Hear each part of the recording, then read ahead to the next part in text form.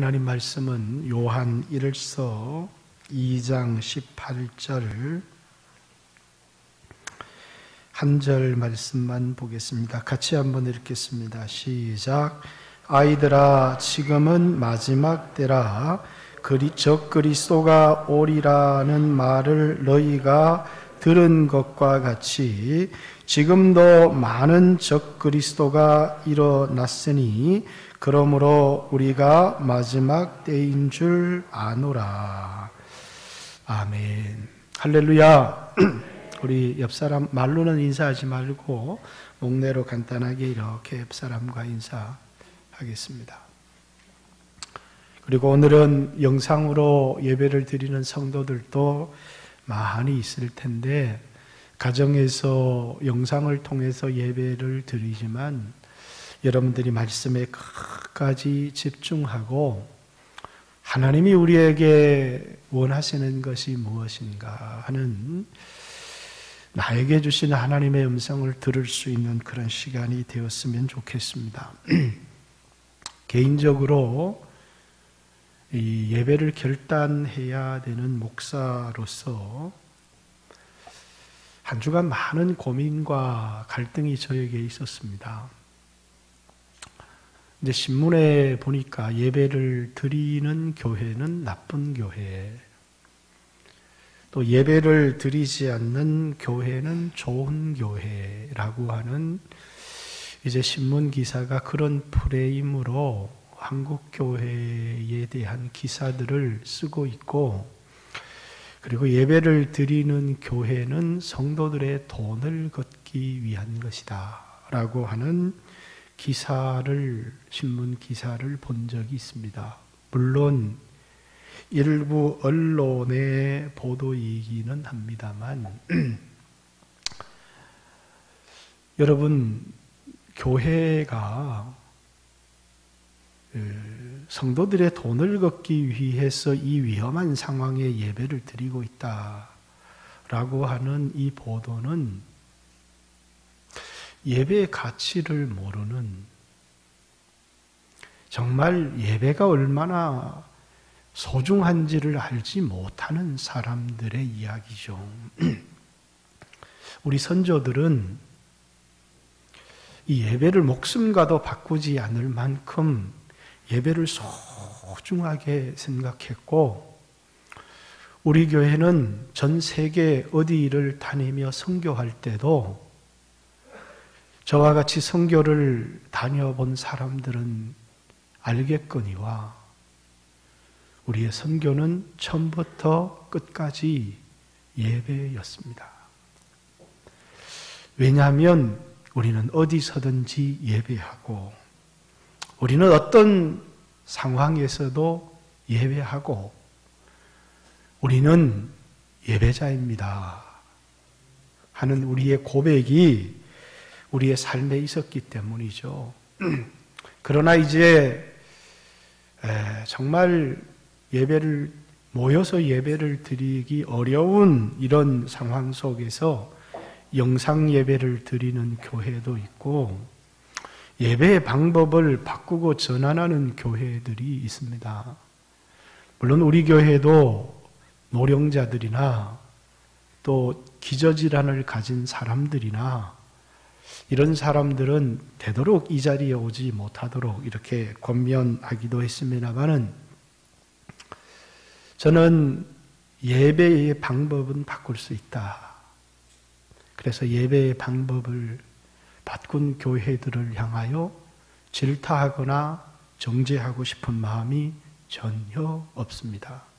그러나 한국 교회가 절대로 예배의 가치를 포기해서는 안 된다. 예배는 우리의 목숨보다 귀한 것이 예배고, 나는 누구냐? 라고 하는 우리의 정체성을 물을 때 우리는 예배자입니다 라고 하는 것이 우리의 정체성입니다. 많은 마음속에 염려들이 있습니다. 짧게 메시지를 전하기를 원하지만 실상은 세상에서 굉장히 교회가 이렇게 모여서 예배를 드리다가 세상을 살리고 세상에 빛이 되어져야 될 교회가 슈퍼전파자 같은 사람이 나와서 세상에 피해를 주게 되면 어떻게 하나 하는 이 마음속에 깊은 염려도 제 마음속에 있었고, 또 이제 제가 예전에 이 성문종합영어를 공부할 때 그 지문 중에 하나가 중세에 그 전염병 패스트가 돌 때 교회가 모여서 예배를 드리는 것이 유럽의 인구의 3분의 1을 죽게 만들었다 하는 그런 그 기사도 제 마음속에 염려로 이렇게 되어지게 만들었습니다. 그러나 제 마음속에 모이는 예배를 계속해서 해야 되겠다 하는 그런 결단을 하게 된 것은 이 바이러스보다 우리에게 더 무서운 것이 있다라는 생각이 들었기 때문이고, 또 지난주 여러분에게 말씀을 전했던 것처럼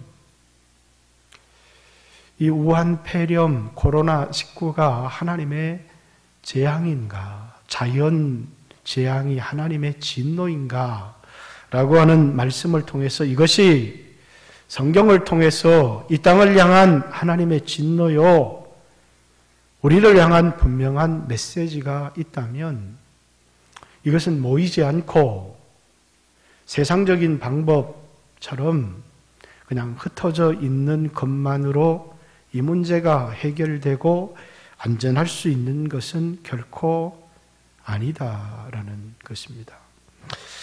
국가도 이제 문재인 대통령을 향해서 많은 사람들이 질타할 때 초기에 왜 전문가들의 이야기를 듣지 않았는가라고 하는 많은 질타들이 있었는데, 저 개인적으로도 예배를 드려야 되느냐 말아야 되느냐라고 하는 이것을 누가 판단해야 될 것인가, 누가 전문가인가, 의사의 권고를 들어야 할 것인가, 신학자의 권고를 들어야 될 것인가, 아니면 일선에서 목회하는 목회자들의 권고를 들어야 될 것인가, 이것에 대한 전문적인 의견을 낼 수 있는 사람들은 도대체 누구인가? 의사가 전문가일까?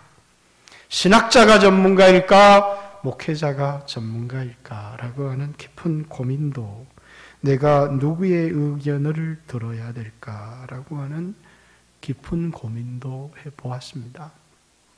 그러나 마음속 깊은 곳에 어느 때보다 하나님의 은혜가 필요할 때다라는 생각을 했고요. 우리에게 정말 위험한 것이 있다면 교만이 아닌가, 이런 생각을 했습니다.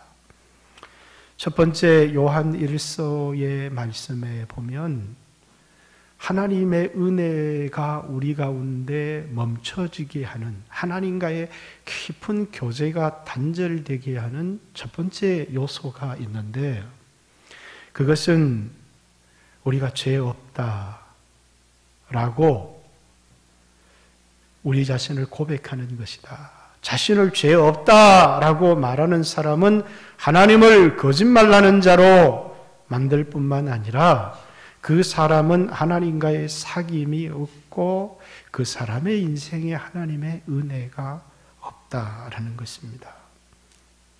내가 죄 없다라고 하는 이 고백, 로마서 5장 6절의 말씀에는 우리가 연약할 때에 우리는 우리 스스로의 힘으로 살아갈 수 없는 연약한 존재임을 말하고 있습니다.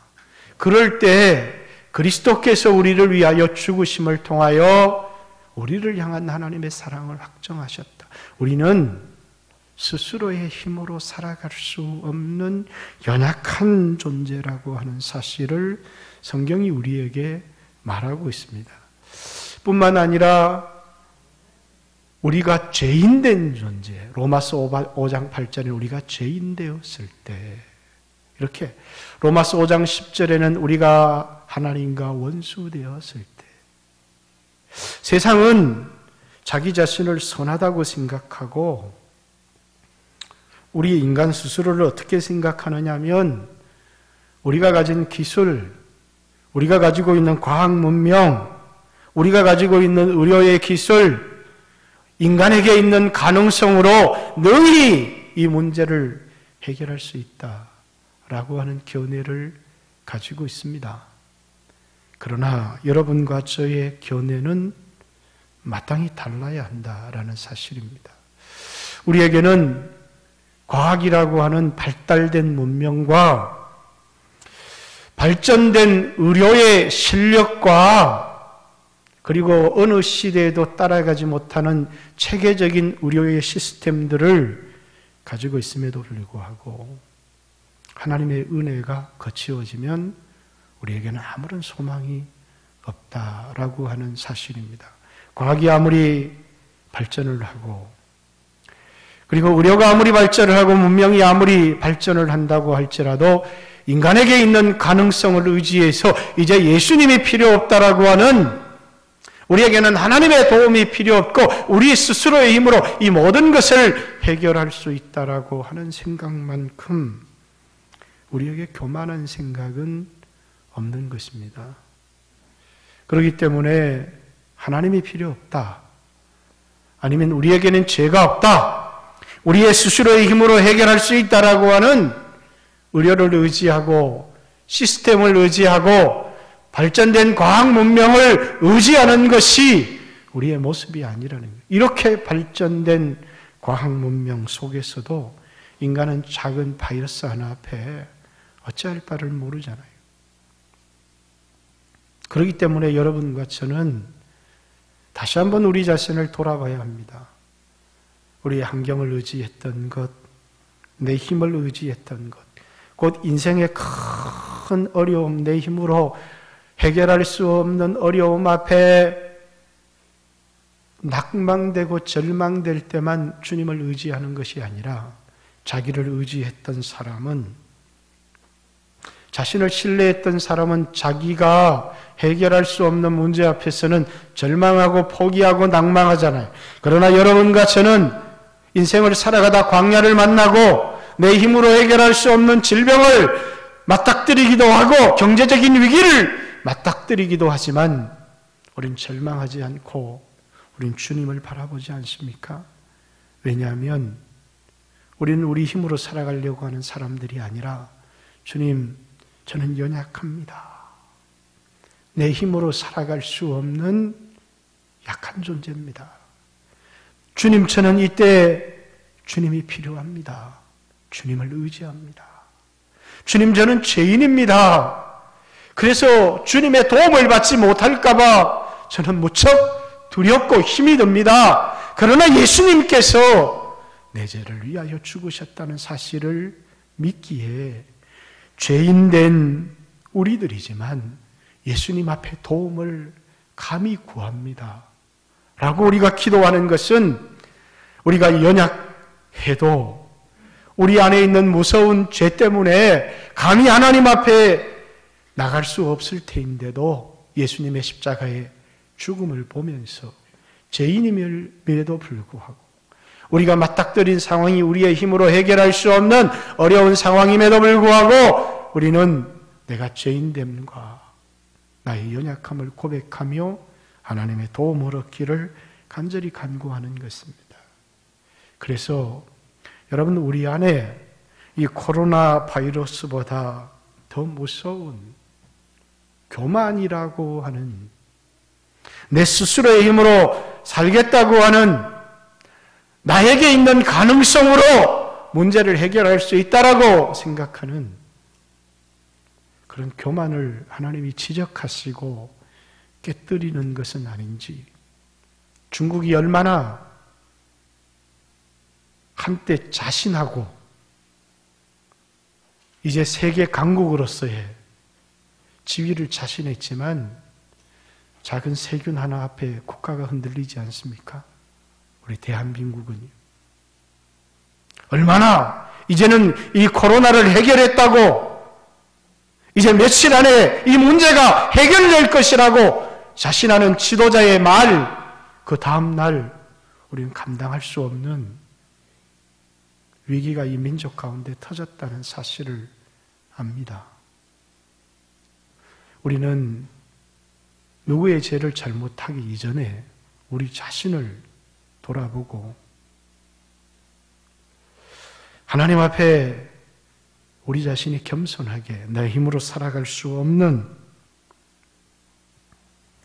또 내가 죄인됨을 하나님 앞에 고백하고 내 인생에 하나님 은혜가 필요합니다 라는 고백이 우리에게 필요하지 않는가. 또 하나, 보이지 않지만 누가복음 21장의 말씀에 마지막 때에 대한 이런 기록이 있습니다. 제자들이 물어 이르되 선생님이여 그러면 어느 때에 이런 일이 있겠사오며 이런 일이 일어나려 할 때에 무슨 징조가 있겠습니까?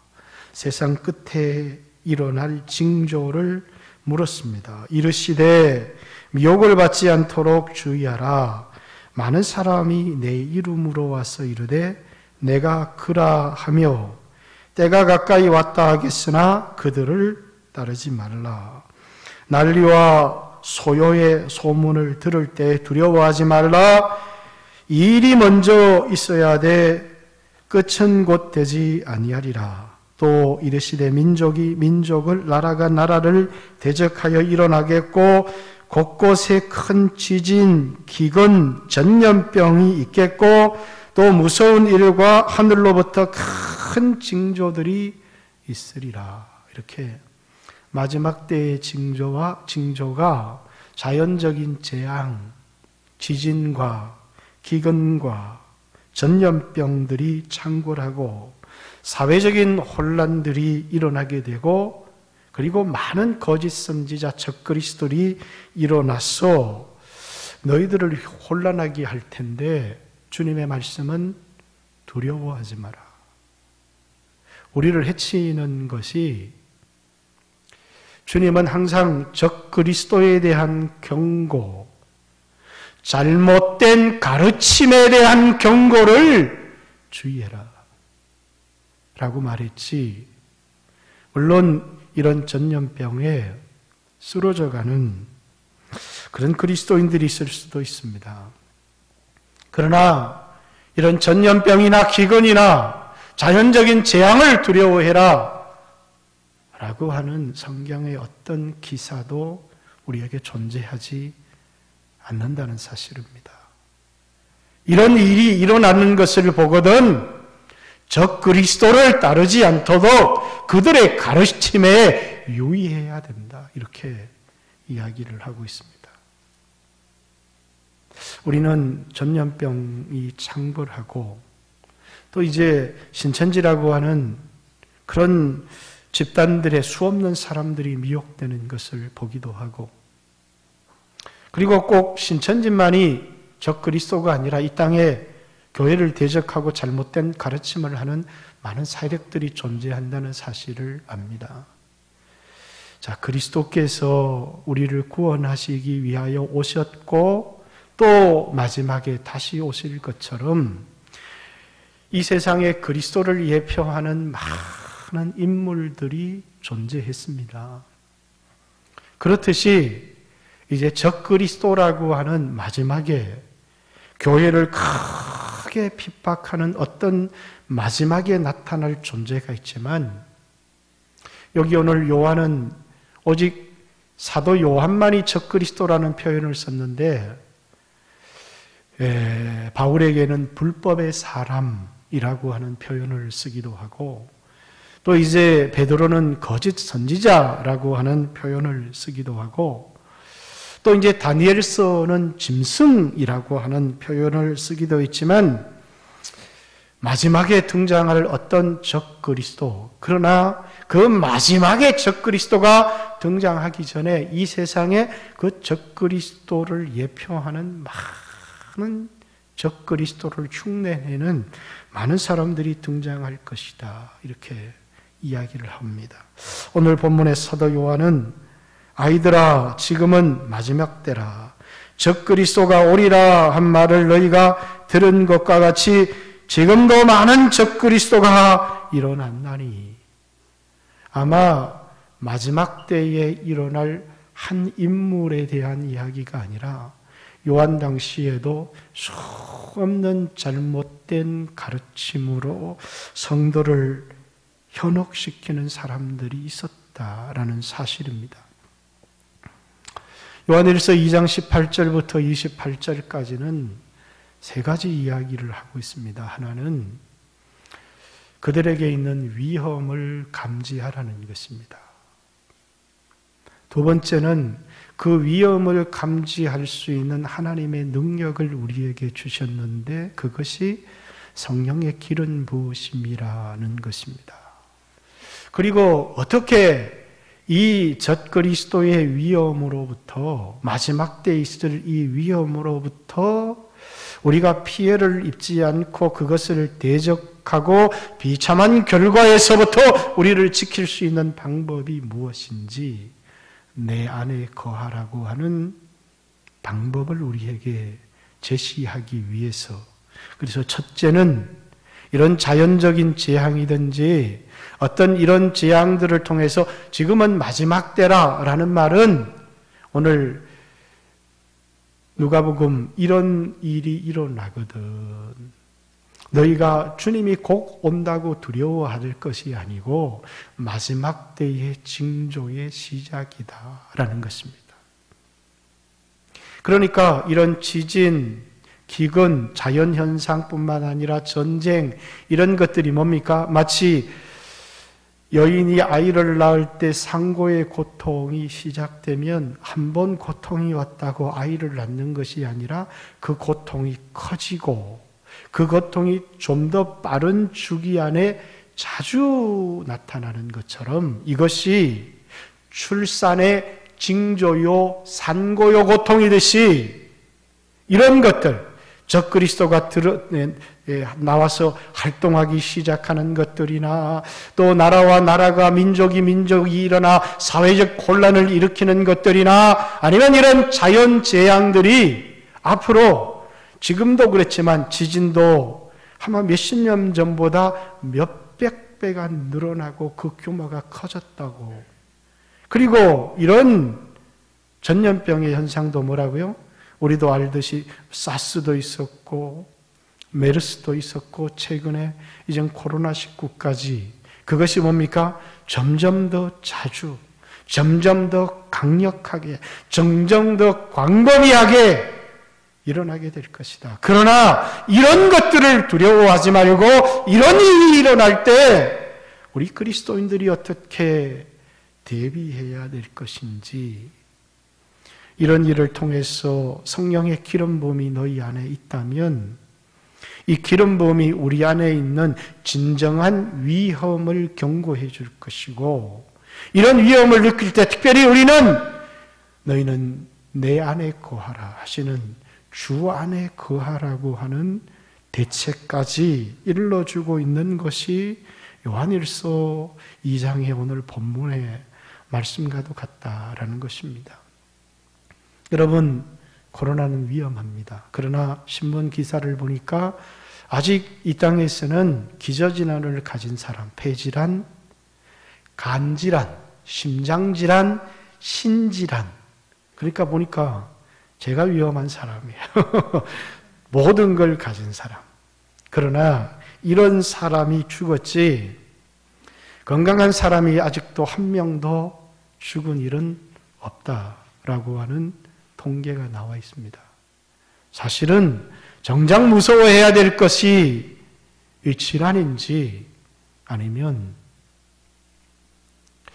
우리 안에 있는 교만이나 이 땅에 자꾸 교회를 대적하려고 하는 문화인지를, 뿐만 아니라 여러분들에게 잘못된 가르침으로,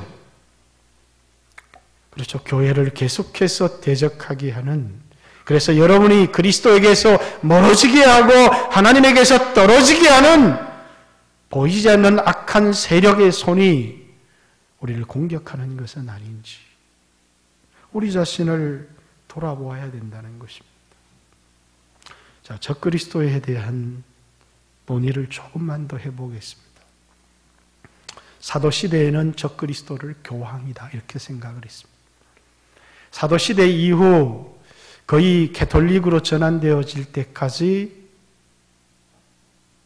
적그리스도를 뭐라고 생각했느냐 하면 유대인 중에서 이 예루살렘에 권력을 가진 지도자가 나와서 교회를 박해하게 될 것이다. 그 사람이 적그리스도일 것이다. 이렇게 말했습니다.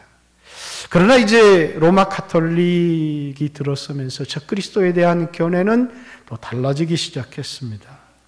적그리스도는 꼭 유대인일 필요는 없다라는 이야기를 하면서 세상의 권력을 가진 정치 지도자일 것이다 라고 하는, 그가 교회를 무섭게 핍박할 것이다 라고 주장하기 시작했고, 개혁주의, 칼빈과 루터 같은 개혁주의 사람들은 적그리스도를 캐톨릭과 교황이다 라고 생각했습니다. 그러면서 적그리스도의 개념을 그리스도를 대적하는 자가 아니라 그리스도의 자리에 앉아서 그리스도를 흉내내는 사람이 적그리스도일 것이다 라고 하는 견해를 밝히기 시작했습니다. 어쨌든 오늘 우리가 적그리스도가 그리스도를 대적하든지 그리스도를 흉내를 내든지 우리가 알 수 있는 분명한 것은 그는 아마 교회 중에 그리스도인 중에 존재할 것이라는 것입니다. 그러나 그의 가르침은 전혀 성경적이지 않을 거라는 거예요. 오늘 사도 요한도 저들이 우리 가운데서 나갔고 그러나 저들은 처음부터 우리에게 속한 자가 아니었다. 이렇게 그들을 향해서 말하고 있습니다. 그러면 여러분들이 이 그리스도에 대한, 적그리스도에 대한 그 예수님이 어떤 분인지에 대한 가르침이 뭐냐면, 이 당시에는 예수는 사람이었다 라고 하는, 하나님이 아니고 사람이었다 라고 하는 사람도 있었고, 또 어떤 사람들은 예수님 고난을 받지 않았다, 인간 예수가 있었는데 그리스도가 예수님이 침례를 받으실 때 예수의 몸에 들어왔다가 그리고 십자가에 고난을 받기 전에 예수님의 몸 밖에 나갔기 때문에, 그래서 그리스도는 고난받은 적이 없다 라고 하는 주장을 하기도 했습니다. 또 이제 로마 가톨릭에서는 예수님에 대한 주장을 하나님도 아니고 신도 아닌 하나님과 인간의 중간쯤 되는 존재다, 이런 가르침이 전부 다 적그리스도입니다.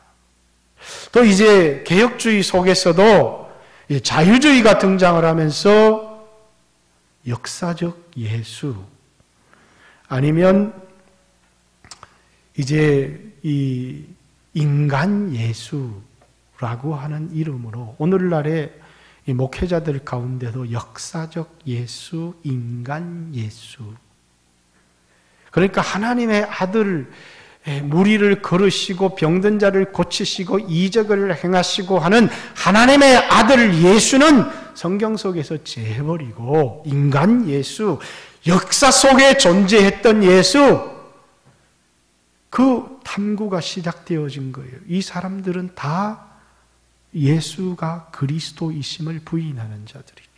그럼 성경에 왜 이렇게 예수가 무리를 걸으시고 죽은 자를 살리시는 기적들이 기록되어 있느냐? 그 뒤에 어떤 사람들이 예수를 신격화해서 신앙적인 이미지를 덧붙여 씌운 것이다 라고 하는, 오늘날 이 땅에 이런 주장을 하는 목회자들이 굉장히 많이 있습니다. 이것을 자유주의 신학이라고 얘기를 하는데, 여러분 보세요. 이것 역시 뭡니까? 인간 예수에 대한 탐구, 역사적 예수에 대한 탐구는 있을 수 있지만 하나님의 아들 예수를 부인하는, 이게 모든 것이 적그리스도적인 가르침입니다. 여러분, 예수님은 누구십니까? 오늘 성경의 본문을 통해서 적그리스도에 대한 얘기, 요한일서 2장 22절의 말씀에도 거짓말하는 자가 누구냐? 예수께서 그리스도이심을 부인하는 자가 아니냐? 아버지와 아들을 부인하는 그가 적그리스도다. 요한일서 4장 3절에는 예수를 시인하지 아니하는 영마다 하나님께 속한 것이 아니니 이것이 곧 적그리스도의 영이니라. 오리라 한 말을 너희가 들었거니와 지금 벌써 세상에 있느니라. 적그리스도는 예수님이 하나님의 아들임을 부인하든지 예수님이 우리와 같은 육체를 입은 인간이 되었다는 것을 부인하는 자마다 다 적그리스도라는 것입니다. 예수님은 뭡니까? 하나님의 아들이십니다. 하나님이시라는 거예요. 그런데 그분이 우리와 같은 마리아의 몸속에 성령으로 잉태하여서 이 땅에 우리와 같은 방식으로 육체를 입고 태어나셨지만 그에게는 우리와 같은 죄는 없으신 분입니다. 그분이 죄 없으신 분으로 십자가에 죽으시고 고난을 받으신 것은 여러분과 저의 죄를 담당하여 죽으셨고 죄 없으신 하나님의 아들로 인간 예수로서 우리의 죄를 담당하고 죽으셨지만 그는 죄가 없으신 하나님의 아들이시기에 부활하심을 통하여 그가 하나님의 아들이심을 증명하셨다. 그래서 로마서 1장 3절에는 육신으로는 다윗의 혈통으로 나셨고 성결의 영으로는 죽은 자 가운데 부활하심으로 하나님의 아들로 인정되신 자다. 이게 뭡니까? 예수는 그리스도시다는 거예요. 그분은 하나님이시요. 그분은 우리와 같은 인간이 되셔서 우리의 죄를 담당하여 죽으신 그리고 하나님의 아들로 부활하신 분이시라는 거예요. 많은 사람들이 두려움 가운데 있습니다. 여러분에게 한 가지 꼭 질문을 드리고 싶은 게 있습니다. 오늘 여러분에게 죽음이 찾아온다면 여러분 오늘 천국 갈 자신이 있습니까? 여러분 구원에 대한 확신이 있습니까? 많은 사람들이 구원에 대한 확신이 흔들리고 있습니다. 저는 이때 우리 자신을 깊이 돌아봐야 될 것이 내가 구원에 대한 확신이 있는가? 라고 하는 질문입니다. 구원의 확신이 왜 흔들려요? 내가 예수를 믿어서 죄사함을 얻었지만 그 다음에 내가 바르게 살아야 되고 의롭게 살아야 되는데 내가 사는 삶의 모습을 보니까 자신이 없는 겁니다. 그래서 마치 내 신앙도 가짜인 것처럼 여겨지니까 많은 사람들이 내가 정말 구원을 받았을까? 라고 하는 구원의 확신이 흔들리는 것이죠. 자, 다시 복음을 짧게 들어봅시다. 성경은 우리 인간에 대한 역사적으로 세 가지 견해가 있었습니다. 인간은 선하다. 구원자가 필요 없다는 겁니다.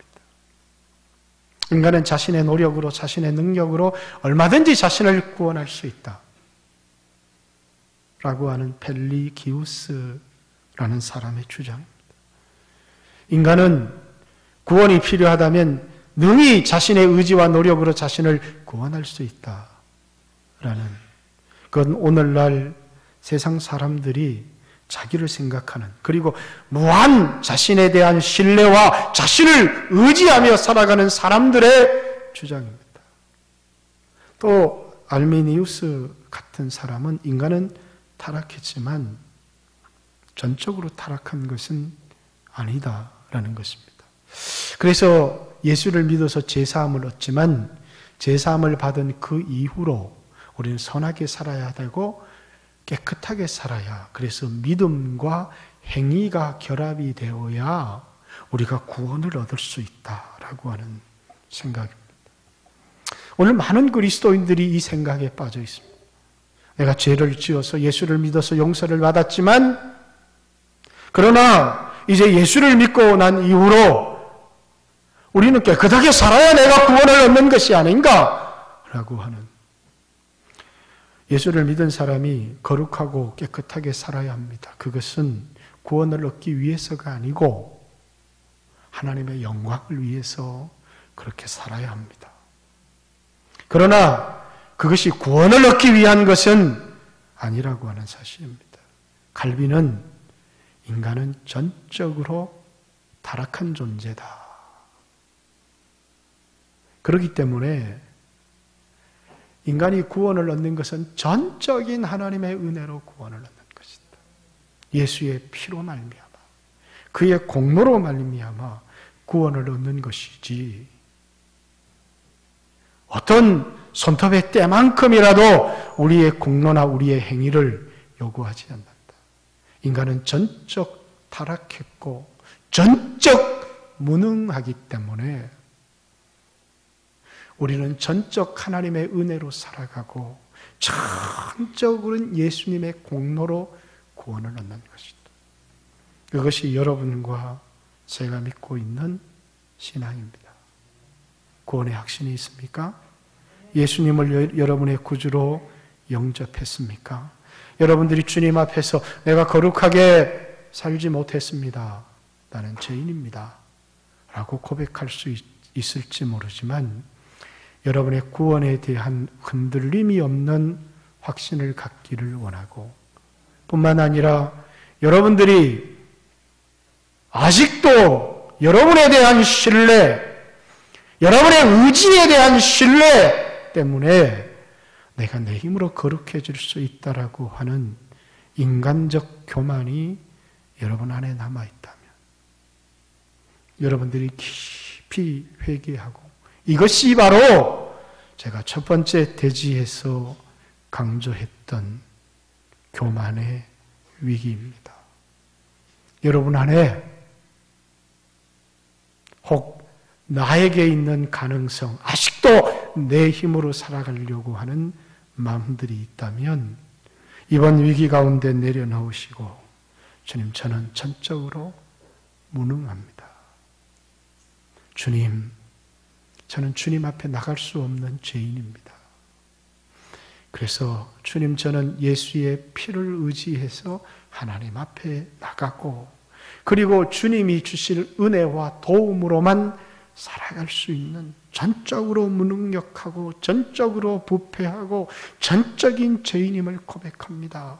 나에게 예수의 피의 공로를 더럽혀 주시고 이 무능한 저에게 하나님의 은혜를 공급해 주십시오 라고 기도하는 여러분과 제가 되었으면 좋겠습니다. 주여, 죄로 물든 이 땅, 교만으로 물든 이 땅을 주의 피로 이 땅을 덮어주소서. 그리고 이 땅을 긍휼히 여겨주시고 불쌍히 여겨주소서.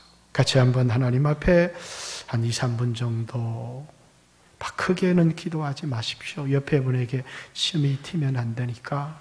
그러나 마음속으로 깊이 회개하며 하나님 앞에 기도했으면 좋겠습니다. 같이 하나님께 기도합니다. 살아계신 하나님, 감사합니다.